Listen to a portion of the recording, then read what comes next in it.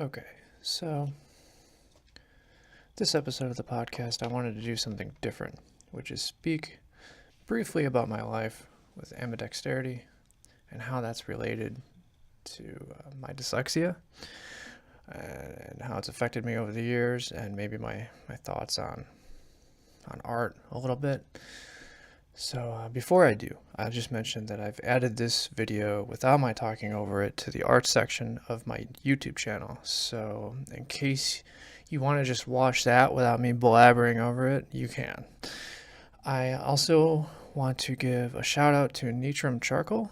They've been extremely kind in sharing the last ad I made, the two hands, the Dumani ad, and they've shared it on their YouTube page over at Nitram, as well as generously taken out an inside cover ad in the Artists and Illustrators magazine coming out the 8th of this month. So check that out. It's really exciting for me. It happened really quick, and I'm so over the top, just blown away by how excited they were to do it, and how much they like my work, and just a lot of good stuff. So they're also in the ad going to be highlighting the next painting series that I'm working on called Mental, and it's going to dive into mental health and how it's affected me and the people that I'm close with. And so it's a real fun and exciting direction that I'm going to be heading in. It'll be much different than the art that I've currently done, both conceptually and technique-wise. I want to branch out. I want to do more. And I feel like I can with a subject like this. And so alongside that, I will be doing more YouTube projects specifically with the Mental series, because the entire purpose of the series is to encourage a dialogue, and that can't happen as well if no one's actually speaking. So YouTube is a really fast way to get ideas out and to start conversations. And as far as mental health goes, I think we're always going to be in a position where that is worth talking about and worth exploring. So that's why it's exciting. So I look forward to that. So I'm ambidextrous, as you can see in the video. Not completely, though. There are different levels to it. And while I can do everything with both hands, I do some things much better with one hand over another. And so I tend to favor a hand depending on the task. And it's more about what feels right for me. I am also dyslexic. lexDysic, I like to joke. They never caught it in school. It wasn't serious enough to completely fail me in class, but it was enough to make them think that I was a lazy student. And I was the passionate, stupid kid who misread the words and tried to use art to get out of every assignment he was given. That was me. I'm sure it's a lot of creative dyslexic types. They made me choose a hand when I got to kindergarten. My mom thought it was the coolest thing that I would color with 2 crayons, but when it came time to learn how to write, they made me pick. Or at least the teacher thought that I should pick a hand. I still don't see why I should have had to choose. I think people tend to try and hold each other back when they encounter something they don't understand, and instead of just taking the time to understand it. So I've always felt comfortable erasing with my left hand, and over the years in school, I would sometimes practice drawing with my left, but it always felt like a parlor trick, like I was cheating. I mean, it would be what people would notice instead of the drawing. So maybe it felt like cheating because the drawings weren't that good. I don't know. But writing was a little different. The dyslexia meant that it took me a lot longer to do everything everyone else had to do. So this is everything from learning how to write my name to reading to remember something in the right order. Like I have a little saying that I used to have when I was a kid. I write with my right, not with my left. I said that to myself over and over and over again. I had to convince myself, because they made me pick. I write with my right, not with my left. And just little things like that. Like, it rhymed, and so it was easy to remember. And so, like, when it came time to write, I just knew, okay, I could grab the pencil with my right hand. All right. So being a kid, dealing with this problem on his own, I had to figure something out to get faster in my writing and comprehension, since writing is really just shape management. It really is. Learning how to write in a way that I could read quickly as I was doing it was my first artistic challenge. So I'll give you an example here. My B's and my D's, the letter B and the letter D, those are some of the first problems I had. Later on, and still to this day, it's words that have double letters in them. But to start out, words like dad and bad, they'd switch on me very easily. So anything that you could spell with either a B or a D at the same time made things extra confusing. So it forced me to pay extra attention to the context and just ignore what I saw in a sentence when reading, because I knew that it might be wrong. So as long as it made sense within the larger sentence, that's what I would do, and then it lowers your comprehension, because you don't always get it right, especially when you're young. You mostly get it wrong. So I started reading magazines backwards because of this, I think. If I could get the punchline first, I could infer the meaning more quickly the rest of the way back. So the B's and D's, those are just one set of letters. Some of the others were small letter A's and E's, and J's and L's too. So the problem really started to tailor my handwriting to what it is now. I eventually figured out how to mix cursive into my handwriting so that I wouldn't confuse myself writing or reading it back. My letter B's are always uppercase. L's are always cursive. J's are as basic and blocky as possible, and usually in uppercase. So the teachers are confused, to say the least. I never got good grades in school, especially spelling. If I take my time, I can write with my left fairly well, but I never had the chance to work the muscle memory out for my writing style with my left, because it wasn't until high school that I had figured it out entirely. And I dropped out of high school, so that settles that. What ends up happening is I end up being extra slow in my writing with my left, because the same problems happen to me when I do that as what happened to me when I was first learning how to write. So there's a bit to reconcile between the two. So an opportunity came up in my life when I was 15. My cousin, Matt, and my aunt had moved to Rockford with their immediate family, who were also looking at the time to move out of the house that they were all sharing together. So my father was an extremely abusive man, and my parents' marriage had been falling apart for since I was born. And so when the opening came, it just made sense to take it. I remember being 15, telling my mom that I would do whatever it took to make that work. We just had to leave, and thankfully she agreed. And so we moved to Rockford from the suburbs of Chicago. So what this has to do with ambidexterity. So at 16, I got my first real job as a bricklayer.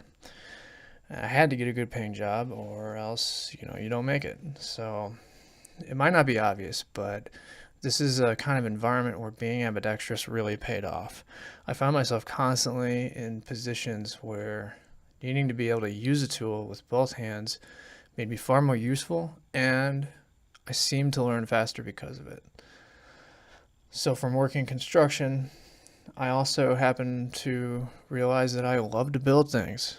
And being a young 16-year-old, going from not being able to make much, right, and wanting to be able to make things. At the time, it was just drawing, but that desire was there. And then going from that to learning how to make chimneys and then walls and then eventually houses. It's pretty crazy. But the job was hard. You know, I mean, people talk about the trades as if they're this noble thing, but I'm telling you, you spend a decade in the trades, and I ask you how noble your body feels. It is hard. I used to regularly lose feeling in both my arms from the elbows down, and looking at where I was in my life at the time versus what I wanted to do and being an artist, you know, not having a diploma meant that those are the only jobs that you can get. So it felt dooming in some ways. And I've always known I wanted to be an artist. I got hooked on the Ninja Turtles when I was a little kid, and with Kevin Eastman, the original Ninja Turtles. They were freaking awesome, you know. And then I saw Fire and Ice, Ralph Bakshi and Frank Frazetta, and then became aware of Frank Frazetta and those paintings, and that was it. It was all over. I had to be an artist. So, you know, being realistic at the time, after 3 years as a bricklayer, going back to school was the only route that made sense. It was the only place where education was happening, especially in Rockford. So as terrifying as it seemed, it was, the alternative was destroying my body, laying bricks. And if you're looking at tackling something that absolutely terrifies you, but is more of a mental challenge versus something that is going to physically deteriorate you to nothing, I'll take the mental challenge any day, because I'll tell you, you meet old guys in the trades, and half the time they're addicts. They're abusing something because they're in pain constantly. Their body is falling apart. It lends itself to a lifestyle that ends up being destructive, and so it's not healthy, not at all. So I got my GED, and then I enrolled in community college, and I forced myself to learn how to learn. And that's the biggest thing, that takeaway that you can get in college, is learning how to learn. Forget about what they teach you, because you're going to leave college, and 10 years later, if not as soon as you leave college, the knowledge that you got there is outdated. So, but if you learn how to learn, then you can always be learning, and you can always be updating what they've taught you. And so that's really the trick to school. So that becomes addicting, and also pushing myself creatively was, I first discovered that challenge in college. So the entire time I spent in school, my personal mantra was that I should seek skill over status, and I really should explain that a bit, unpack it a little. I should really say skill as its own form of status, because it is. That's a ladder you want to climb. You don't want to climb a ladder that's just status, you know, because then it's just who can outdo who. But with skill, it's how can I beat myself from the last time. So we're in an environment, and we were even more so back when I was going to college, in art, that a high degree of technical skill was not cherished, and is not cherished like it is in every other field. You know, everyone wants the best plumber, builder, cook, doctor. I mean, you could just list the jobs all fucking day, where a high degree of skill is heavily valued. But in fine art, it's not entirely. And again, that's changing. So I don't want to speak like I'm fighting battles that I don't need to fight anymore. There's too many artists doing that, but it did exist. And you know, you go to a place like Chicago, the art scene, it still exists, and it's not just Chicago, but major cities. You'll see, not in every major city, but when you go to the East or West Coast, you're always going to get bias. I mean, the art world is huge, and so there's a lot of bias towards art that has nothing to do with having any degree of technical skill, and so that's its own thing. So that, I mean, that's where I went. I mean, if you really look at it, it's the avant-garde. The avant-garde is skill-based art, because that's where the mainstream is not. So skill is a form of status. It's always been something on my mind. The heroes that I have in art, the artists who I've looked up to, they're all extremely hard workers. That's the one thing they all had in common. Forget about the personal life journey, and you look at the overriding philosophy that they guide themselves with, and it is work your ass off. People read that, and then they lament that they don't have the same mastery that their heroes had. But we're only human. You have to be willing to work as hard as the people you admire if you wish to even have a chance to get close to their level. And even then, there's no guarantees. Even then, you might hit your ceiling. Everyone's got a ceiling, and you hit it when you find it. And that's tough to come to terms with, but it doesn't mean it's not worth trying, and everyone should try. So I worked my ass off. I'm still trying to, but at the time that led me to the Ravenswood Atelier. All the way through college, I used my ambidexterity to help with my work. But when I got to the Ravenswood, I really learned how to draw from teachers who really know what they're doing. They're hardcore at the Ravenswood in all the right ways. So unlike writing, where I had to figure it out alone, when it came to fine-tune my drawing skills with both my hands, it was the best environment to do it in. And that just speaks to the method, the classical method. The most challenging environment with the right guidance will always get you the most skills the fastest, always. It can just feel like you're giving birth along the way. But that's okay, because, when it's all over, you have a skill baby. A little thing that you don't know what to do with because it's overwhelming, but you still have it. And then you can go from there. So your knowledge should always exceed your abilities. This was a distressing part of learning for me that I've really come to appreciate now. And now I see that that's how it has to be. But, at the time when you want to become the best you can be as fast as possible, it feels distressing. So you should always be able to know more than you can do. That's just where you want to be, because if you're not, then you never have any more to do. So the second your skill set catches up with your knowledge base, you're no longer learning. That means you got to go out and learn more. And then you have to figure out how to implement it. And when you're figuring out how to implement it, you should always be looking down the road to the next thing that you want to be learning. I've gotten this question a lot. I might as well just address it. Can I paint with both hands? The answer is yes. I can also paint with both hands. It is harder because of the palette and with mixing paint.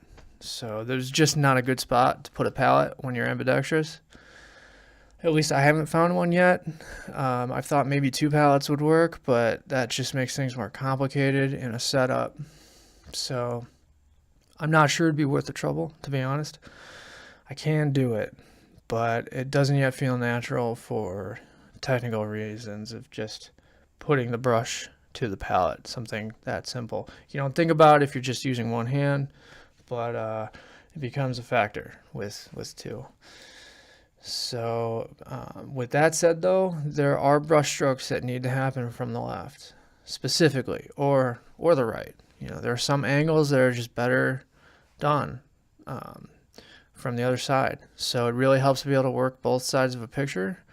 And it also really helps, it feels good to work on a side of the picture that your hand is on. It sounds weird to say, but if I'm on the right side of a picture, it just feels right to use my right hand, and vice versa. So I think a common problem creative people deal with when they have a vision or idea, or they can see where they want to go, is that when they say it out loud, it can sound crazy.